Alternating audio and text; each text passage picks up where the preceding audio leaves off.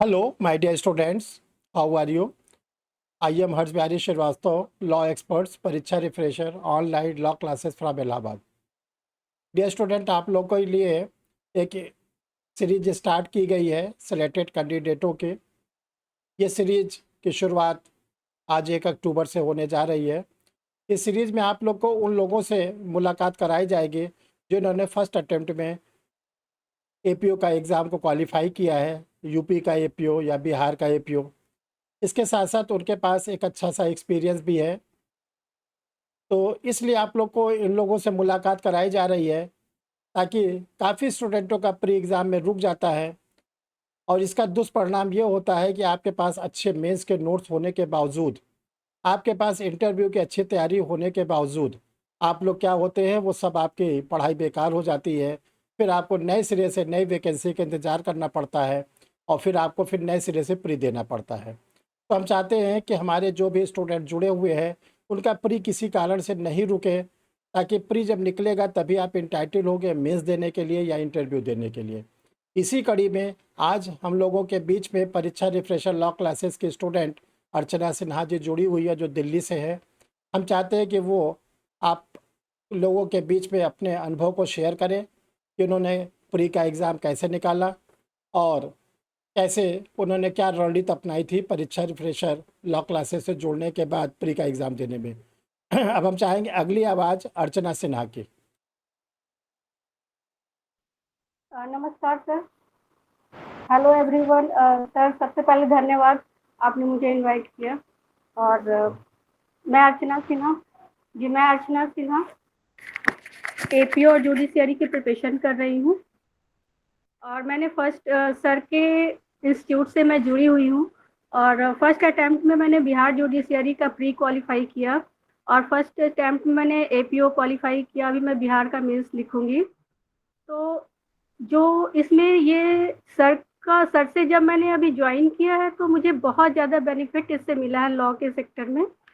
Law में जो मेरी कमियां थी जिसकी वजह से मेरा मेंस नहीं हो पा रहा हुआ था पिछले लास्ट टाइम, तो उसकी वजह से अभी मैंने 2 महीने ही मैंने किया होगा सर का क्लास, तो मुझे बहुत ज़्यादा रिफ्रेशमेंट, बहुत बेनिफिट मिला है इससे।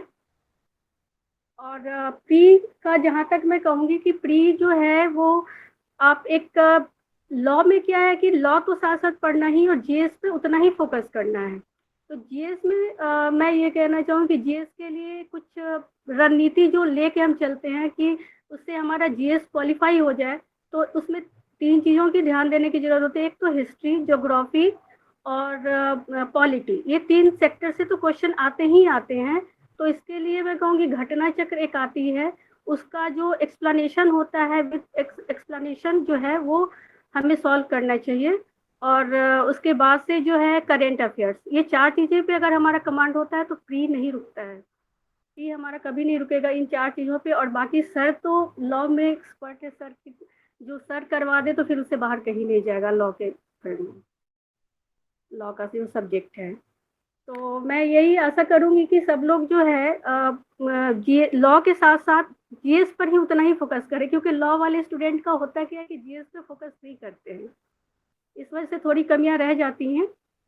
अदरवाइज बहुत मुश्किल नहीं है लॉ क्वालिफाई करना। थोड़ा हम मेहनत करें, थोड़ा रणनीति और सर का गाइडेंस अगर हमारे साथ हो तो बिल्कुल हम क्वालिफाई करेंगे और सिलेक्शन लेंगे।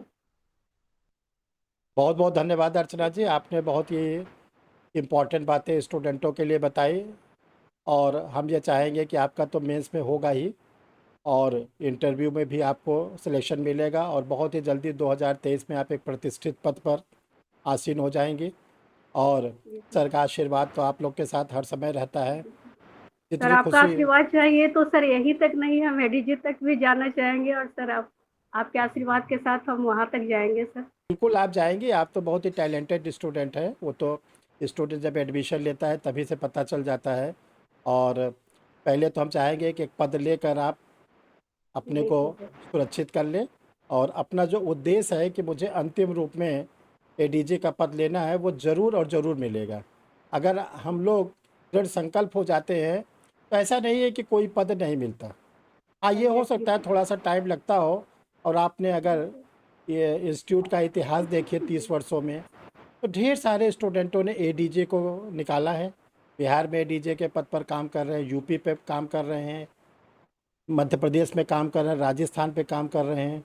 जब आप लोग सेलेक्ट होके जाएंगे, एक बात सर आप लोग को सुनिश्चित रूप से बता रहे हैं कि जिस भी डिस्ट्रिक्ट में आप रहेंगे, तो उम्मीद है कोई ना कोई आपको ऐसा मिलेगा जो बताएगा कि हम भी हर्ष बिहारी सर से जुड़े थे।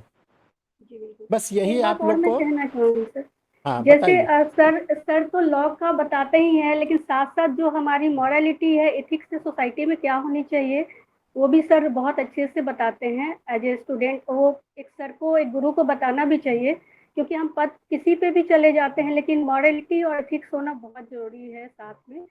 और सर बहुत अच्छे-अच्छे ग्रेट पर्सन को भी बुलाते हैं, तो उनसे हमें बहुत कुछ जानने को भी मिलता है और तो बात समझने को आपने भी मिलता है। ने आपने बहुत अच्छा ये बात को बताया।